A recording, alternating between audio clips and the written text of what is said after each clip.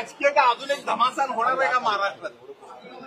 महाराष्ट्रामध्ये आम्ही एकमेकाचे वैचारिक विरोधक आहोत, शत्रू नाही आहोत। त्यामुळे एखाद्याच्या जन्मदिनाप्रसंगी, एखाद्याच्या अभिष्टचिंतनाच्या प्रसंगी एखाद्याने चांगली भावना व्यक्त करणं याचा अन्यथा अर्थ काढणं अतिशय अयोग्य आहे।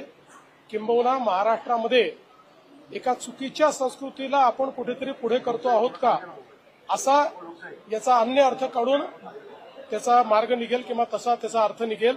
म्हणून मला असं वाटतं की याला एवढ्याच परिप्रेक्ष्यामध्ये बघितलं पाहिजे की माझ्या जन्मदिवसाच्या निमित्ताने काही लोकांनी एक पुस्तक प्रकाशित केलं। त्यांनी या दोघंही जे महाराष्ट्रातले मोठे नेते आहेत त्यांना प्रतिक्रिया मागितली, त्यांनी ती प्रतिक्रिया दिली, त्यांनी त्यांची भावना व्यक्त केली, त्यांनी शुभेच्छा दिल्या। मी त्यांचे आभार मानतो त्यांनी ज्या शुभेच्छा दिलेल्या आहेत, पण मला असं वाटतं याचा अन्य अर्थ काढणं खूपच संकुचित असतं।